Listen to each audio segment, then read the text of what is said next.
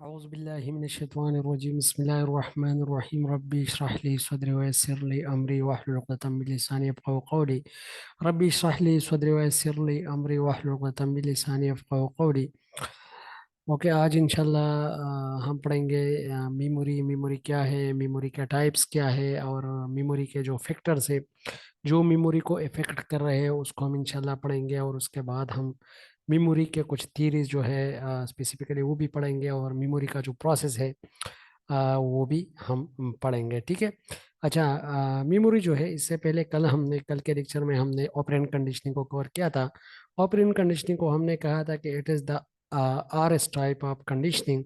RS mean जो response है और कॉन्सिक्वेंसेस है, री एनफोर्समेंट और पनिशमेंट जो है वो बहुत ज़्यादा इंपॉर्टेंट है इसमें।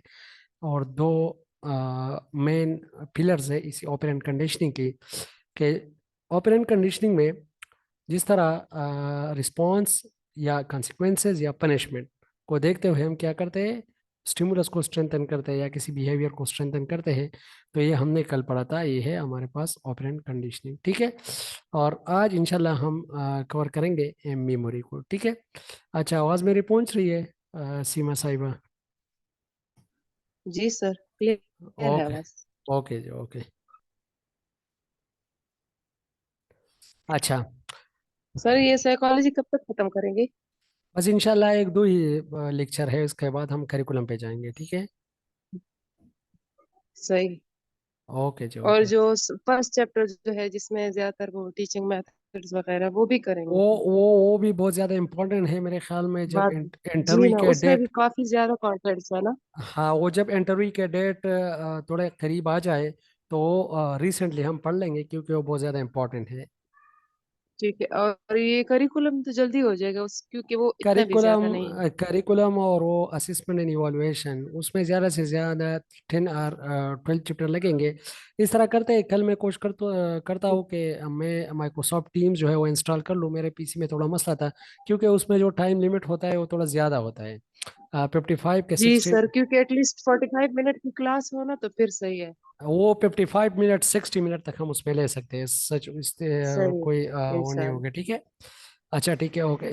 सही है, सही। अच्छा, मेमोरी को अगर सैम्पल अल्फाज में हम डिफाइन करना चाहे, तो मेमोरी हम कहते हैं इंफॉर्मेशन को गैदर करना या एनकोडिंग, फिर उसके बाद रिटेंशन करना, और फिर उसके बाद डिकोडिंग करना इंफॉर्मेशन की। This is something related to memory. Information की इनकोडिंग करना, जहन के अंदर कोडेड फॉर्म में इंफॉर्मेशन को रिटेन करना, फिर उसकी रिटेंशन करना, फिर उसकी जो है डिकोडिंग करना, और फिर उसकी रिकग्निशन भी लास्ट में आता है। रिकग्निशन भी मेमोरी में ही आता है, और ये मेमोरी प्रोसेस भी है। ठीक है। तो memory plays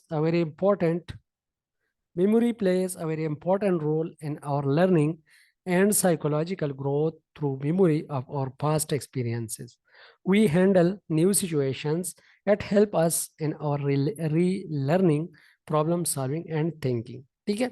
ये तो सच डिफिनीशन क्या है मेमोरी की। तो मेमोरी की डिफिनीशन पे अगर हम जाए, in the world of psychology, it is the ability or power of our mind to store the past experiences of learning and utilizing them at a later stage is known as memory. Past के information को store करना और उसको future में या present में उसको इस्तेमाल करने को हम मेमोरी कहते हैं। Memory consist in remembering what has previously been learn. ठीक है। ये भी एक डिफिनीशन है, जो कि प्रीवियसली लर्न चीज़ है उसको जब हम रिमेम्बर करते हैं, याद दिलाते हैं, तो this is something related to memory. ठीक है।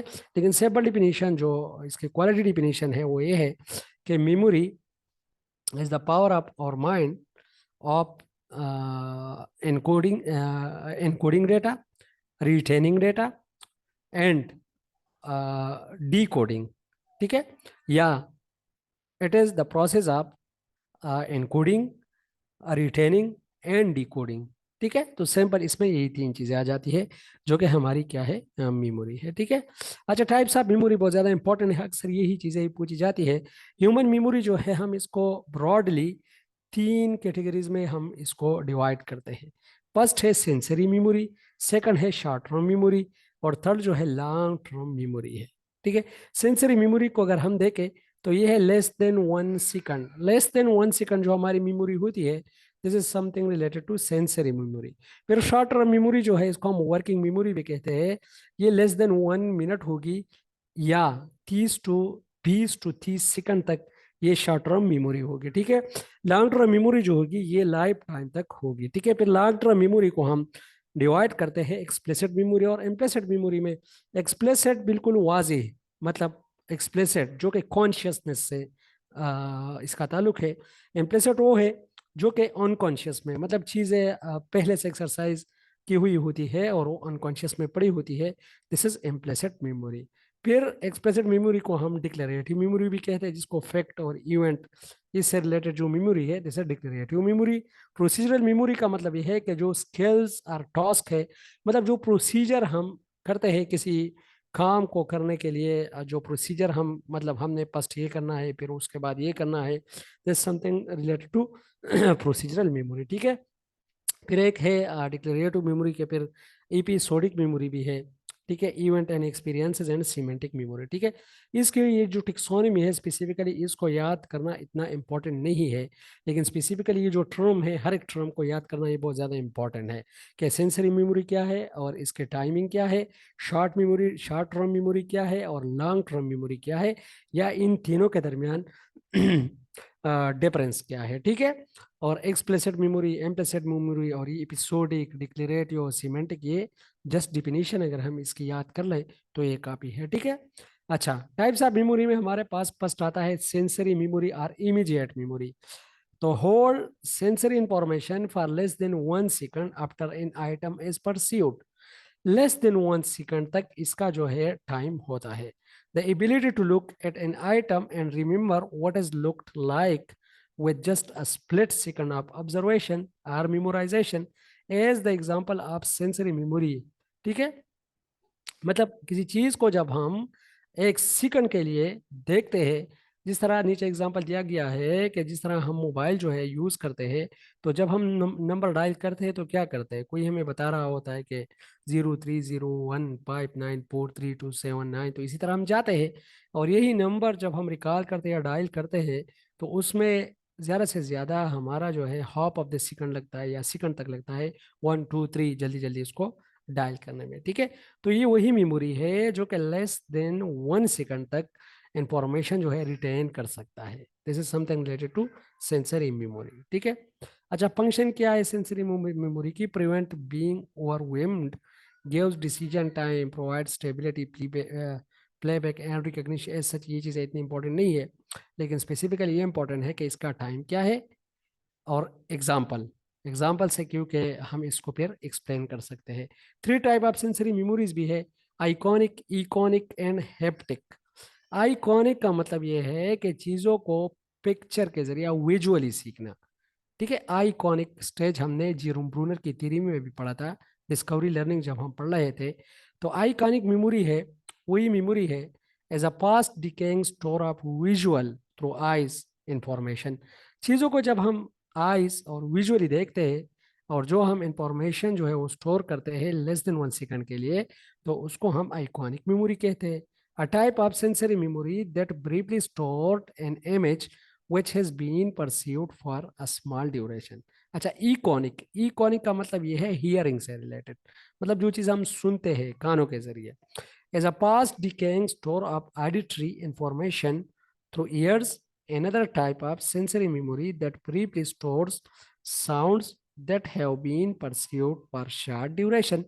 एक आवाज़ हम सुनते हैं बिल्कुल ही शॉर्ट ड्यूरेशन के लिए, तो ये इकॉनिक मेमोरी हो गई। हैप्टिक मेमोरी, हैप्टिक का मतलब है टच, किसी चीज को जब हम ऑब्जर्वेशन करते हैं, observation through touch is called haptic. ठीक है, तो हेप्टिक मेमोरी का मतलब है as a type of sensory memory that represent a database for touch stimuli.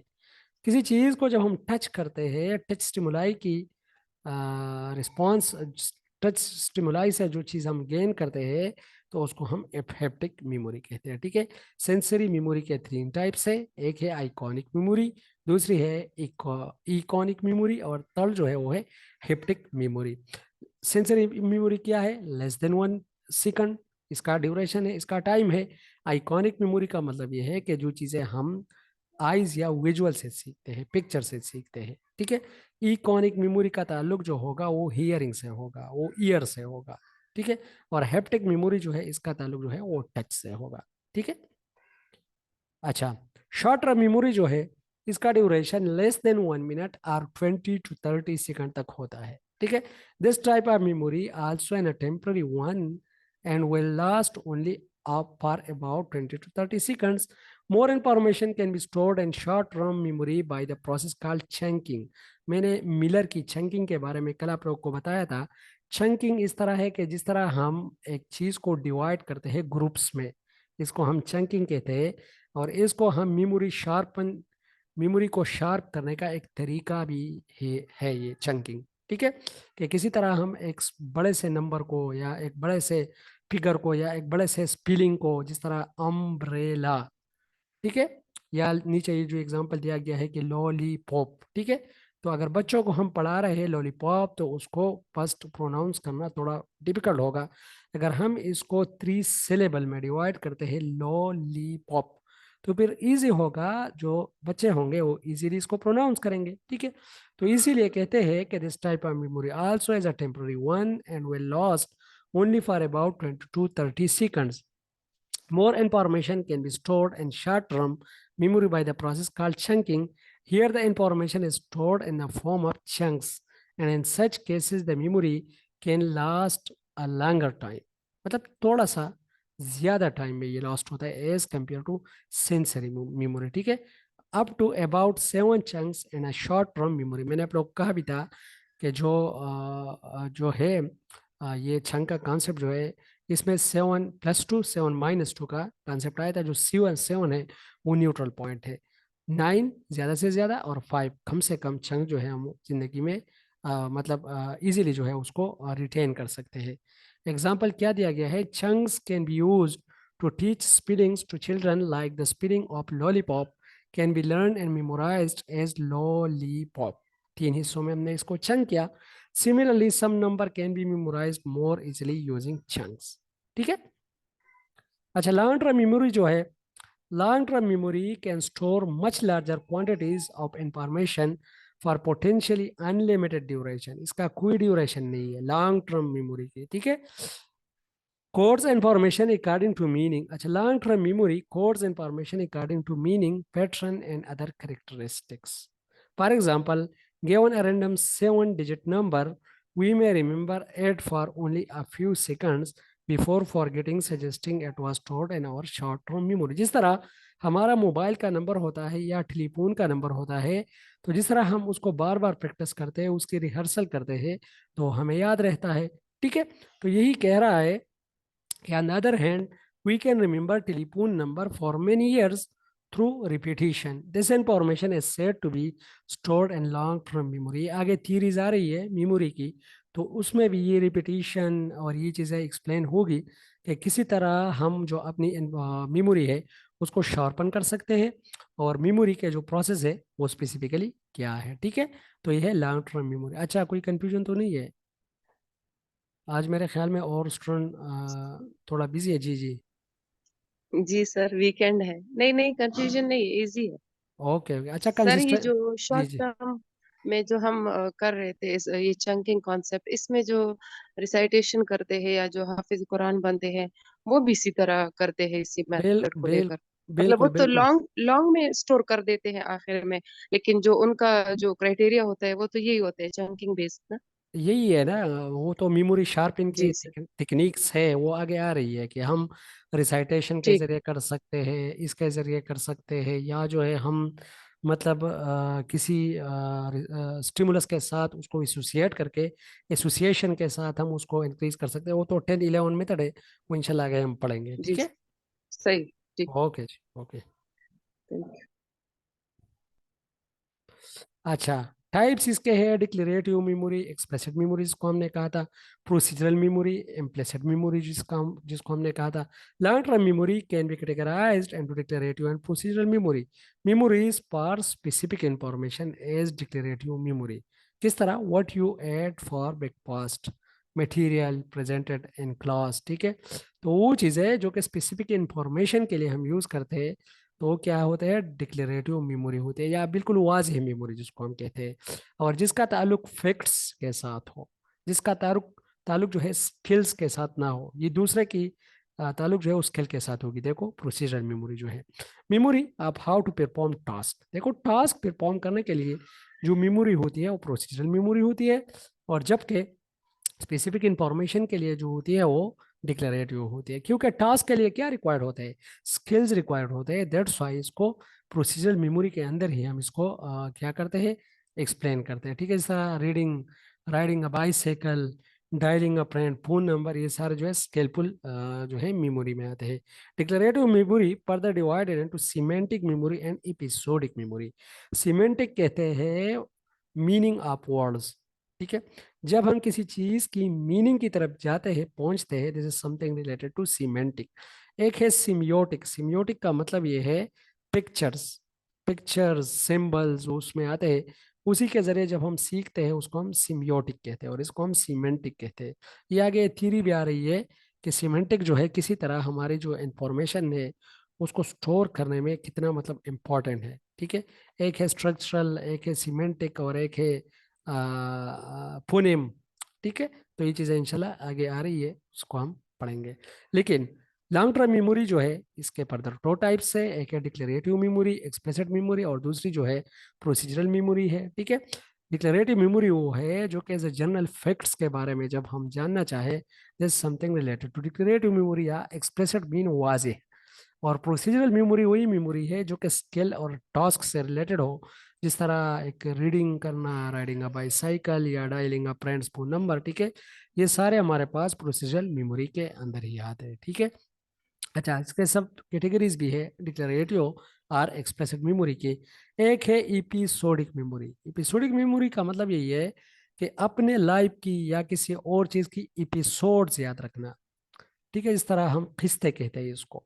कौन से एपिसोड के, फॉर एग्जांपल आप पैदा हुए, आपके डेट ऑफ बर्थ, फिर उसके बाद आपकी जो बर्थडे हो रही है, फिर उसके बाद शादी जो होती है, फिर उसके बाद बच्चे होते हैं, तो ओवरऑल ये क्या है, पीरियड्स है, एपिसोड्स है।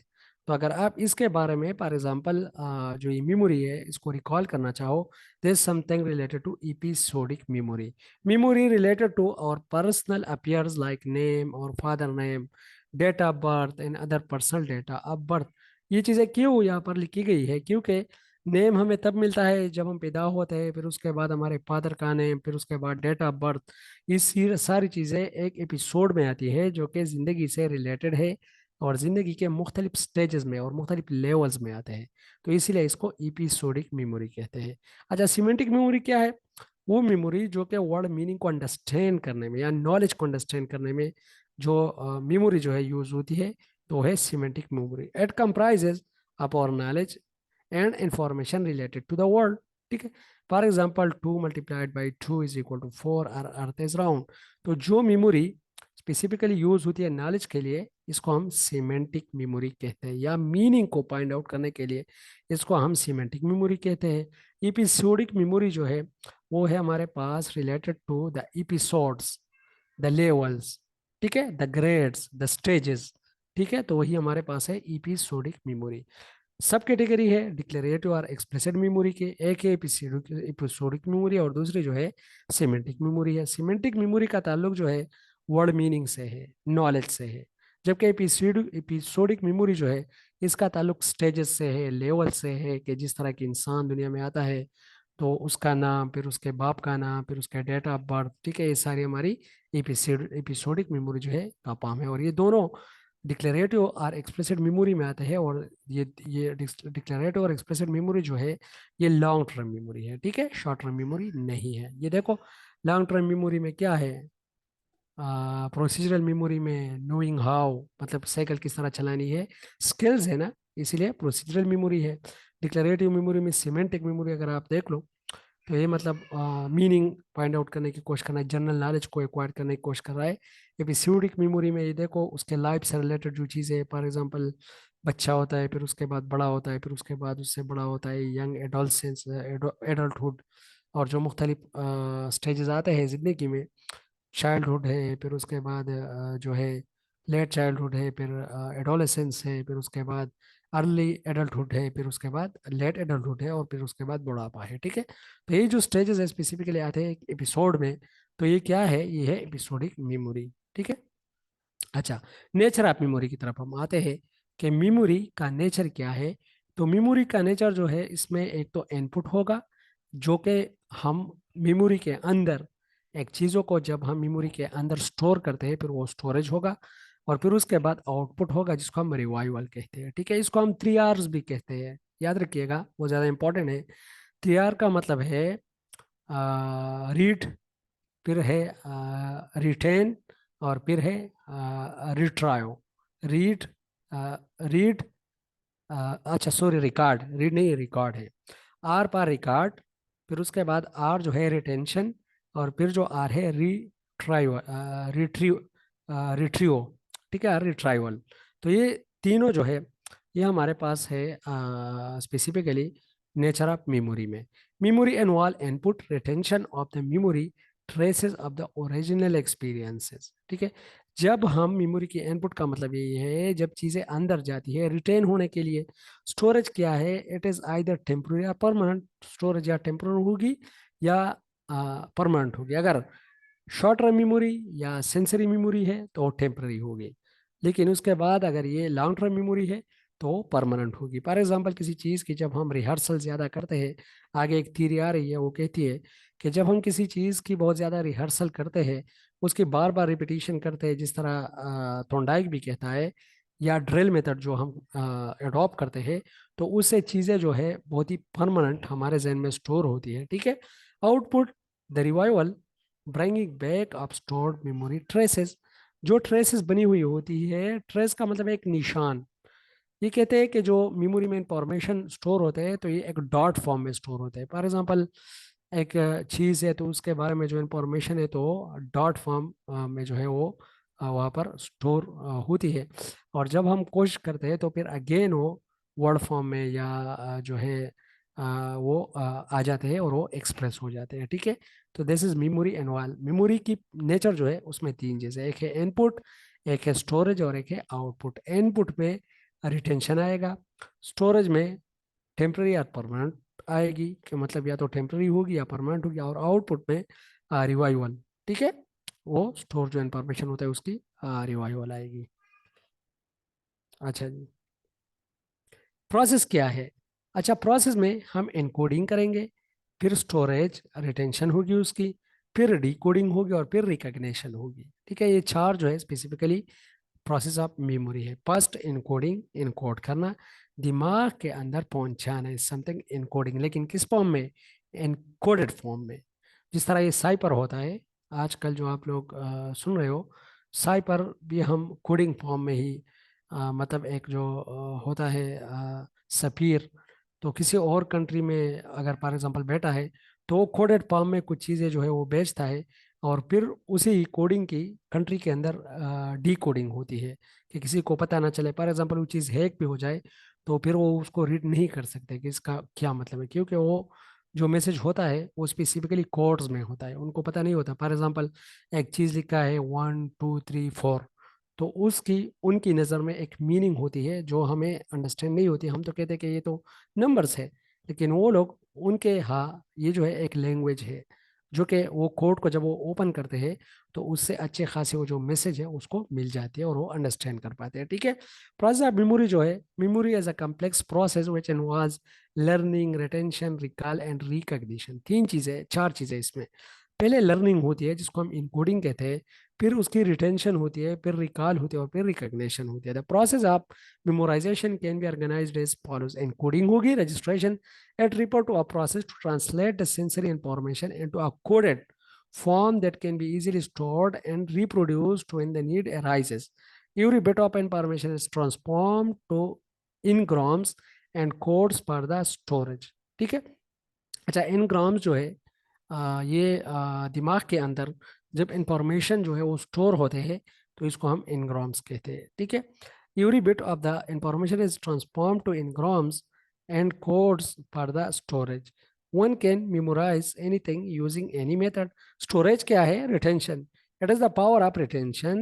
These are the coded messages, encoded messages. जो एनकोडेड मैसेजेस है वो इंसान के दिमाग के अंदर जो है स्टोर हो जाते हैं। ठीक है। रिट्राइवल क्या है, या recall, it is the reproduction of the encoded message as and when required using the process of remembering. Retrieval का मतलब ये है अगेन दिमाग से जो कोडिंग मैसेज है उसको दोबारा डी कोड करने को हम रिट्राइवल कहते हैं, कि वो दोबारा वापस आ जाए और हम उसको एक्सप्रेस करें। Recognition refer to the recalled experiences at the conscious level is the same from which the individual wanted to recall and had experiences earlier. Recall provide the material in memory while recognition is the process of accepting or rejecting it. ये देखो, recognition का मतलब ये है कि for example वो जो information आ रहे हैं, आया आप उसको एक्सेप्ट कर रहे हो कि रिजेक्ट कर रहे हो। या किसी बंदे को जब हम देखते हैं तो हमारी मेमोरी में उसके लिए जो चीज़ें आती है, तो आया वो बंदा है कि नहीं है, तो हम उसको या एक्सेप्ट करेंगे या रिजेक्ट करेंगे। This something related to recognition. Recognition का मतलब है एक्सेप्टिंग और रिजेक्टिंग। एग्जाम्पल क्या है, रिमेम्बरिंग अ पर्सन नेम। किसी बंदे का नाम जब हम रिमेम्बर करने की कोशिश करते हैं तो फर्स्ट उसी बंदे का नाम हम लर्न करते हैं, फिर उसके बाद उसको रिटेन करते हैं, रिटेन के बाद फिर उसकी रिट्रीवल होती है, और रिट्राइवल के बाद रिकॉल के बाद हम उसकी रिकग्निशन करते हैं कि हाँ ये जो नाम है इसका ये वही था कि नहीं ये बंदा। ठीक है। तो ये चार जो है इसके प्रोसेस है। फर्स्ट जो है हमारे पास लर्निंग है, सेकंड रिटेंशन है, थर्ड जो है रिट्राइवल है, और फोर्थ जो है रिकग्निशन है। ठीक है। कोई मुश्किल तो नहीं है इसमें? नहीं सर, ये इजी है। इजी है, चीज़ें बिल्कुल ये इजी। रिट्राइवल को डिकोडिंग भी कहेंगे। बिल्कुल, रिट्राइवल है ये डिकोडिंग, पहले इनकोडिंग है और ओके, बाद में फिर डिकोडिंग है लास्ट वाला। ठीक है। ठीक। अच्छा, फैक्टर जो है, फैक्टर क्या है जो इसको इन्फ्लुएंस करते हैं? ये तो एक एक्सट्रिंसिक है और एक इंट्रिंसिक है, अंदर और बाहर। ठीक है। इंट्रिंसिक फैक्टर क्या है? Age of individual memory span increases between 16 to 26 year of age. 16 से 26 साल तक मेमोरी जो है वो इंक्रीज होती है। Youngster can remember better than the aged. अच्छा, मेच्योरिटी भी बहुत ज़्यादा जो है इसमें इंपॉर्टेंट है।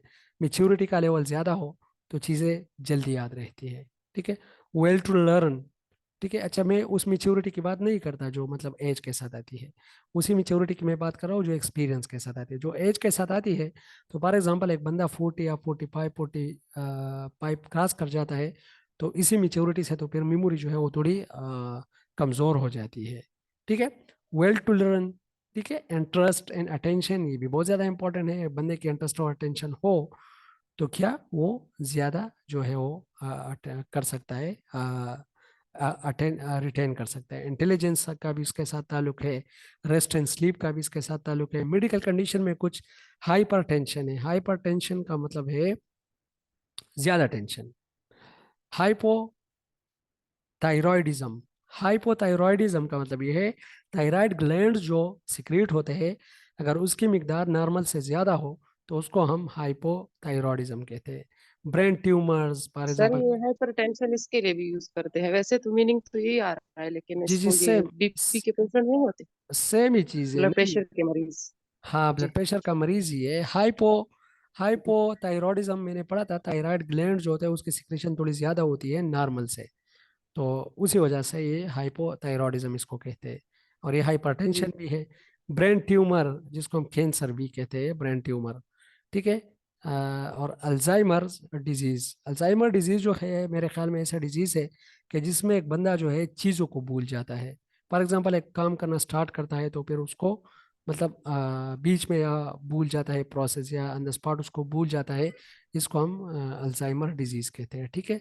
अटेंशन जी सर, ये न्यूरॉन की जो ये जो रिटेंशन की एबिलिटी है वो लो हो जाती है लो हो जाती है। अल्जाइमर डिजीज में। वेरी गुड, वेरी जी। गुड। Attention deficit. ठीक है, अटेंशन की डिफिसिट है। हाइपर क्रिएटिविटी डिसऑर्डर, और ये भी हाइपर एक्टिविटी ऑर्डर। ठीक है। तो जो हम एक्टिविटी कहते हैं या एक्टिव रहते हैं उसकी हाइपर डिसऑर्डर को मतलब वो डिसऑर्डर हो जाता है। इमोशनल फैक्टर एंजाइटी है, फियर है, स्ट्रेस है, ये भी हमारे पास जो है हमारे पास मेमोरी को है उसको इफेक्ट करता है। ठीक है। तो ये तो मेरे ख्याल में ऐसा जितनी मुश्किल चीज़ें नहीं है, लेकिन जब तक बंदा ना पढ़े तो ये जहन में नहीं आती। जब तक बंदा इसको पढ़े तो फिर ये जहन में आना शुरू हो जाती है, अदरवाइज ये अनकॉन्शियस में पड़ी रहती है। ठीक है। मीनिंगफुलनेस ऑफ मटेरियल, ये भी बहुत ज़्यादा इंपॉर्टेंट है एक्सटर्नल फैक्टर में। कि ये चीज़ जो है ये मीनिंगफुल है कि नहीं। जिस तरह हमने एक्सपेक्टेंसी थ्योरी में पढ़ा था कि वो चीज़ किसी इंसान के लाइफ में कितना वैल्यू रखता है। अगर वैल्यू ज़्यादा है उसका, मीनिंग ज़्यादा है उसका, तो फिर वो उसके लिए ज़्यादा मोटिवेट होगा। अगर अगर वैल्यू उसकी ज़्यादा नहीं है तो उसके लिए फिर वो ज़्यादा मोटिवेट नहीं होगा। ठीक है। अमाउंट ऑफ मटेरियल कितना है, अगर ज़्यादा है मटेरियल तो फिर जो है उसको याद करना थोड़ा मुश्किल होता है। अगर कम है तो याद करना आसान होता है। Time required to vocalise response, ठीक है, टाइम कितना रिक्वायर्ड है। ज़्यादा टाइम रिक्वायर्ड है तो फिर उसी चीज़ को क्या करना, उसको रिटेन करना आसान होता है, अदरवाइज मुश्किल होता है। डिस्ट्रैक्शन, एक डिस्ट्रैक्शन आता है, इफेक्टिव टीचिंग आती है, लाइकिंग फॉर टीचर, ठीक है, challenges from some significant person, monotonous nature of the material learn etcetera. ठीक है, मतलब एक तरह की चीजें जब हम सीखते हैं तो बंदा बोर हो जाता है। मोनोटोनस, इसको मोनोटोनस कहते हैं। एटीट्यूड्स ऑफ पेरेंट्स, ये भी बहुत ज्यादा इंपॉर्टेंट है। Facilities available for learning etcetera, ये चीजें भी क्या है, एक्सटर्नल फैक्टर में। याद, एक्सटर्नल फैक्टर में हम बहुत ज्यादा अपने आप से भी कुछ चीजें कह सकते हैं, सच इतनी वो नहीं है इसमें। ठीक है। अच्छा, थीरीज है इसकी कुछ आगे आ रही है। अच्छा, थ्योरी जो है memory trace theory. Memory trace theory का मतलब ये है ट्रेस। ट्रेस का मतलब ये है कि जो इंफॉर्मेशन इनकोड होते हैं जिन के अंदर, तो एक ट्रेस के फॉर्म में जो है वो होते हैं। ट्रेस किसको कहते हैं, कि निशान को कहते हैं, छोटा सा निशान। फॉर एग्जांपल, एक चीज हम स्टोर करते हैं तो वो छोटा सा निशान बनाते हैं दिमाग के अंदर, तो इसको कहते हैं memory trace theory. According to this theory, everything which we encounter our experience is recorded in the form of memory traces. Theory of general memory function, ये है जनरल मेमोरी फंक्शन जो है। जनरल मेमोरी फंक्शन ये theory भी है और ये process भी है। जिस तरह हम कहते हैं कि पहले एनकोडिंग होती है, उसके बाद स्टोरेज होती है और फिर उसके बाद रिट्रीवल होती है। ठीक है, तो ये तीनों चीजों को हम जनरल मेमोरी फंक्शन कहते हैं। ठीक है, दो थ्योरी है यहाँ पर। एक है मेमोरी ट्रेस थ्योरी, मतलब ये कहता है कि जब इंसान के दिमाग के अंदर जो इंफॉर्मेशन स्टोर होते हैं तो वो ट्रेस फॉर्म में, वो एक निशान फॉर्म में, छोटी सी डॉट के फॉर्म में वो स्टोर होती है। ठीक है, और जनरल मेमोरी फंक्शन का मतलब ये है कि जो हम दिमाग के अंदर जाता है उसको हम इनकोड करते हैं, फिर उसको रिटेन करते हैं, फिर उसको डिकोड करते हैं। ये है memory function, general memory function. This theory is a simple theory agreed on by most psychologists. Three distinct processes of memory have been identified. These are an encoding process, a storage process, and a retrieval process. ठीक है, तो ये तीन चीजें हैं कि या तो एनकोड होगा, मैसेज पहले एनकोड होगा, फिर उसके बाद स्टोरेज प्रोसेस में आएगा और फिर उसके बाद रिट्रीवल उसकी होगी। ठीक है, तो ये है दूसरी थ्योरी। ठीक है, थोड़ा हम जाते हैं नेक्स्ट थ्योरी की तरफ, information processing theory. Information processing theory क्या है, ये थोड़ी सी इंपॉर्टेंट थ्योरी है। इंफॉर्मेशन प्रोसेसिंग थ्योरी ये कहती है कि जो हम इंफॉर्मेशन स्टोर करते हैं वो पहली हमारी सेंसरी थ्योरी में आती है, सेंसरी मेमोरी में आती है, सॉरी, सेंसरी मेमोरी जो है उसमें आती है। फिर उसके बाद जब हम उसकी थोड़ा रिहर्सल करते हैं, प्रैक्टिस करते हैं, तो वो पहुंच जाती है हमारी शॉर्ट टर्म मेमोरी में। जब हमारी शॉर्ट टर्म मेमोरी में वो पहुंच जाती है तो वहां पर जब हम उसकी प्रैक्टिस करते हैं और रिहर्सल करते हैं तो वो फिर हमारी लॉन्ग टर्म मेमोरी में पहुंच जाती है। और जब वो चीज़ें हमारी लॉन्ग टर्म मेमोरी में पहुंच जाती है तो फिर वो लॉन्ग टर्म मेमोरी का हिस्सा बन जाते हैं। तो इसको हम कहते हैं information processing theory. This theory was developed by Richard Atkinson and Richard Shiffrin. According to this theory, memory start with sensory input from environment, vision, hearing, taste, touch and smell। मतलब ये कि ये सेंसरी मेमोरी है जो हम vision, hearing, taste, touch and smell से हासिल करते हैं। This input has held for a very brief time. ठीक है, बहुत ही शॉर्ट टाइम के लिए होता है, पर अ फ्यू सेकंड के लिए होता है। This information recognise in the sensory register में be pass to short term memory. देखो, फिर शॉर्ट टर्म मेमोरी की तरफ ये इंफॉर्मेशन चले जाते हैं। शॉर्ट टर्म मेमोरी जो है वो 20 से 30 सेकंड तक होती है। Some of the information reaching short term memory is processed by being rehearsed, rehearsed information passed along to long, ये देखो फिर लॉन्ग टर्म मेमोरी में ये पहुंच जाते हैं। Information not rehearsed is lost, जो इंफॉर्मेशन जिसकी रिहर्सल या प्रैक्टिस नहीं होगी वो लॉस्ट होगी वो information. The information in long term memory will be organised into categories where they may reside for days, months, year, or for lifetime. When the information is needed, it is retrieved from long term memory. जब information की जरूरत होती है तो long term memory से ही again आ जाता है। ये देखो इसका जो है एक डायग्राम है, पहले स्टिमुलाई है वो सेंसरी मेमोरी में आ गई, सेंसरी मेमोरी से वो वर्किंग मेमोरी में आ गई जिसको हम शॉर्ट टर्म मेमोरी कहते हैं, ठीक है। और शॉर्ट टर्म मेमोरी से फिर लॉन्ग टर्म मेमोरी की तरफ ये जो है ट्रेवल कर जाते हैं, और जब इसकी ज़रूरत होती है तो अगेन ये रिट्राइव हो जाती है वर्किंग मेमोरी की तरफ, ठीक है। तो यही है इसका जो है वो प्रोसेस है, ठीक है। अच्छा, आगे जो है मेरे ख्याल में यही थ्योरी है कि नहीं दूसरी थ्योरी स्टार्ट हो रही है। अच्छा, this theory was criticized for being too simplistic. LTM's long-term memory is believing to be actually made up of multiple subcomponents such as episodic and procedural memory. This theory proposed that rehearsal as the मतलब ये कि ये दोनों चीज़ें इसमें missing है, जो episodic and procedural memory है ये यहाँ पर मिसिंग है, ये यहाँ पर मेंशन ही नहीं है।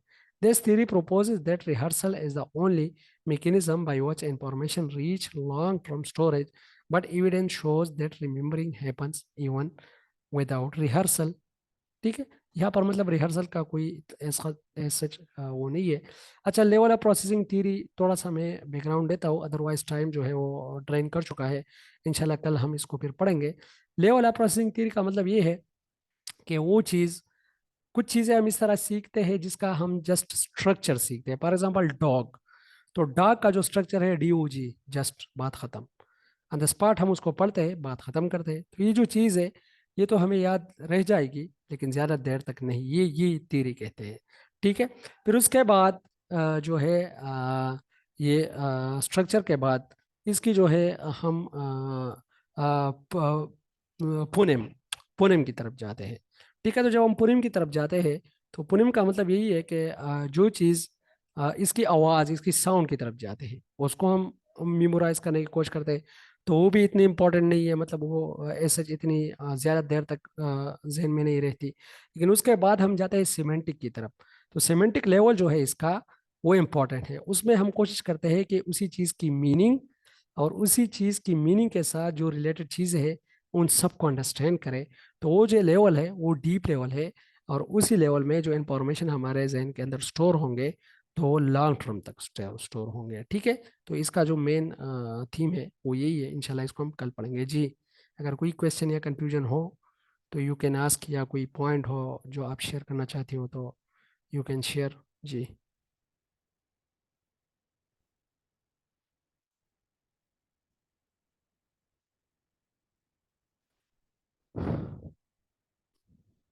टाइम इतना नहीं है, मेरे ख्याल में 1 ही मिनट बाकी है, दैट्स वाई इसको हम कल पढ़ेंगे। अच्छा, आज स्टूडेंट बहुत ज़्यादा कम है। टिबुला रासा, पता नहीं टिबुला रासा मेल है कि फीमेल है, ही से मुखातिब करूँ या शी से मुखातिब करूँ। आप लास्ट में आपने ज्वाइन किया तो पहले हमने बहुत ही इंपॉर्टेंट चीज़ें जो है वो डिस्कस किए, और आज की क्लास जो है वो ऑलमोस्ट ख़त्म हो गई, और इंशाल्लाह कल टाइम पे ज्वाइन कीजिएगा। तो यहाँ से हम स्टार्ट करेंगे लेवल्स ऑफ प्रोसेसिंग थीरीज।